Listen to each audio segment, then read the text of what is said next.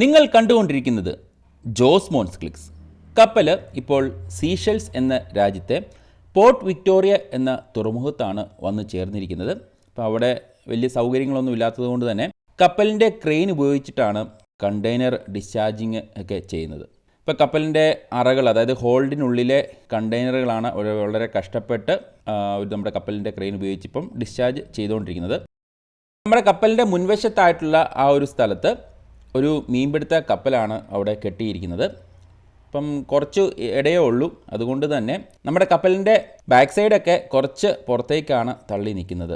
ഇങ്ങനെ കയറൊക്കെ വെച്ച് കെട്ടി വെച്ചിട്ടുണ്ട്.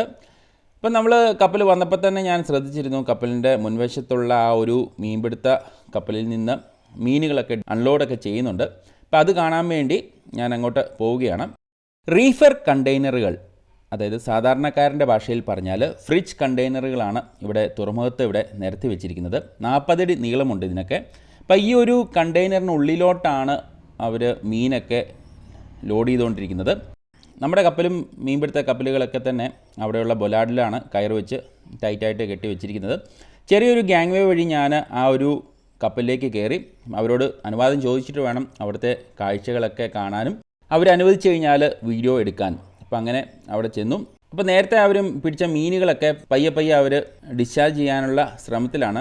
അപ്പോൾ അവിടെയുള്ള ആൾക്കാരോട് ചോദിച്ച് അത് കാണാനായിട്ട് അതിനുള്ളിലേക്ക് പ്രവേശിച്ചു. ഒരു ഫാക്ടറി പോലെയാണ് എനിക്ക് അവിടെ തോന്നിയത്. വലിയ വിശാലമായ ഏരിയയിൽ ജോലിക്കാരൊക്കെ മീനുകളുടെ വലിപ്പച്ചെറുപ്പം അനുസരിച്ച് തരം തിരിച്ചുകൊണ്ടിരിക്കുകയാണ്. ഓരോ ഫ്രിഡ്ജ് റൂമുകളിൽ നിന്ന് അവർ സൂക്ഷിച്ചു വെച്ചിരിക്കുന്ന മീനുകളൊക്കെയാണ് അവർ പുറത്ത് ചാടിക്കുന്നത്.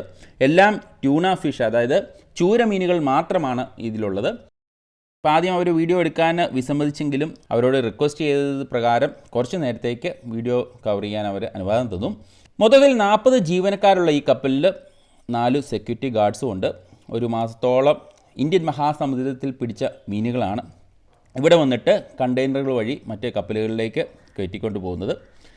അപ്പം ചെറിയ ചെറിയ മീനുകളൊക്കെ അവർ തരംതിരിച്ച് മാറ്റുന്നുമുണ്ട്. അപ്പോൾ ഫ്രിഡ്ജ് റൂമുകളിൽ നിന്ന് എടുക്കുന്ന മീനുകളൊക്കെ കൺവെയർ ബെൽറ്റിൻ്റെ സഹായത്തോടു കൂടിയാണ് ഈ വലയിലേക്ക് എത്തിക്കുന്നത്. അവിടെ നിന്ന് തരംതിരിപ്പ് ഒക്കെ കഴിഞ്ഞതിന് ശേഷം ചെറിയൊരു ക്രെയിനിൻ്റെ സഹായത്തോടെയാണ് ഈ ഒരു സംഭവം പുറത്തേക്ക് എടുക്കുന്നത്.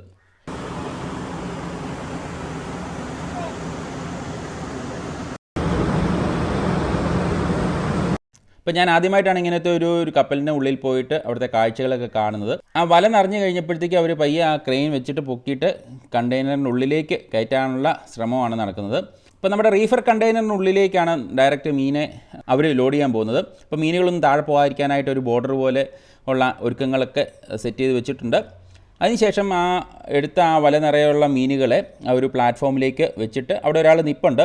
പുള്ളിയാണ് ഈ ഒരു മീനുകളൊക്കെ കറക്റ്റായിട്ട് അതിനകത്തോട്ട് വീഴുന്നുണ്ടോ എന്നുള്ള കാര്യങ്ങൾ നോക്കുന്നതും അതിനുള്ള ഒരുക്കങ്ങൾ ചെയ്യുന്നതും. അപ്പോൾ കൺവെയർ ബെൽറ്റിൻ്റെ സഹായത്തോടെയാണ് ഇവിടെയും മീനുകൾ ഈ ഒരു പ്ലാറ്റ്ഫോമിൽ നിന്ന് റീഫർ കണ്ടെയ്നറിനുള്ളിലേക്ക് പോകുന്നത്. പിടയ്ക്കുന്ന മീനല്ല, നല്ല തണുത്തുറഞ്ഞ കല്ലുപോലിരിക്കുന്ന മീനാണ്. അപ്പം ഈ മീനുകളൊക്കെ വീഴുന്നത് സൗണ്ട് കേട്ട് കഴിഞ്ഞാൽ നമ്മുടെയൊക്കെ നാട്ടിൽ ടിപ്പർ ലോറിയിൽ പാറക്കല്ല് അൺലോഡ് ചെയ്യുന്ന ആ ഒരു സൗണ്ടായിരുന്നു. അപ്പോൾ അവിടെ നിന്ന് നമുക്ക് ഒത്തിരി ചേർന്ന് നിൽക്കാനും പറ്റത്തില്ല. കാരണം ഈ ഒരു കല്ല് പോലിരിക്കുന്ന മീനെങ്ങാനും തലയിൽ വീണ് കഴിഞ്ഞാൽ പിന്നെ ആശുപത്രി പോയി കുത്തിക്കെട്ട് എടുക്കേണ്ടി വരും. ഇപ്പോൾ കാലിയായിട്ടിരിക്കുന്ന ഈ ഒരു റീഫർ കണ്ടെയ്നറിൻ്റെ വെയിറ്റ് ഏകദേശം 4400 കിലോഗ്രാമാണ്. അപ്പോൾ അതിലേക്ക് 25,000 കിലോയോളം മീനുകളാണ് അവർ സ്റ്റഫ് ചെയ്യുന്നത്. അതിനുശേഷം ഈ ഒരു കണ്ടെയ്നർ നിറഞ്ഞതിന് ശേഷം ആ ഒരു റീഫർ കണ്ടെയ്നറിനെ വേറെ സ്ഥലത്തേക്ക് കൊണ്ടുപോവുകയാണ്.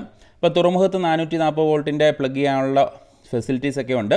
അങ്ങനെ പ്ലഗ് ചെയ്ത് സംഭവം തണുപ്പിച്ച് വെക്കും. അതിനുശേഷം കപ്പലിൽ ലോഡ് ചെയ്യേണ്ട സമയമാകുമ്പോൾ ഈ സാധനത്തിനെ നേരെ കപ്പലിലേക്ക് കൊണ്ടുപോവുകയാണ്. അപ്പോൾ എന്നിട്ട് നമ്മൾ കപ്പലിൽ ലോഡ് ചെയ്യുമ്പോഴത്തേക്കും നമ്മൾ നേരെ 440 കുത്തും.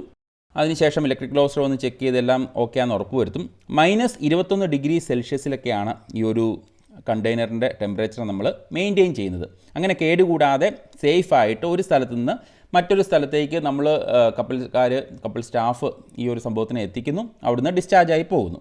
അപ്പം മീൻ പിടിക്കുന്നതിൻ്റെ വലയും കാര്യങ്ങളൊക്കെ തന്നെ ഈ ഒരു കപ്പലിൻ്റെ ഏറ്റവും പുറകിലായിട്ട് അവർ എല്ലാം മടക്കി വെച്ചിട്ടുണ്ട്. അങ്ങനെ ചെറിയൊരു സമയം കൊണ്ട് മീൻപിടുത്ത കപ്പലിൻ്റെ കാഴ്ചകളൊക്കെ എനിക്ക് കാണാൻ സാധിച്ചു. 120 മീറ്ററോളം നീളമുള്ള ഈ കപ്പൽ ഞങ്ങളുടെ കപ്പൽ വരുന്നതിന് മുമ്പായിട്ട് തന്നെ അവിടെ എത്തിച്ചേർന്നതാണ്. അപ്പോൾ ഞങ്ങളുടെ കപ്പൽ വന്നപ്പോൾ ഞാൻ നേരത്തെ പറഞ്ഞതുപോലെ ഈ ഒരു മീനുകളൊക്കെ ഡിസ്ചാർജ് ചെയ്തുകൊണ്ടിരിക്കുമായിരുന്നു.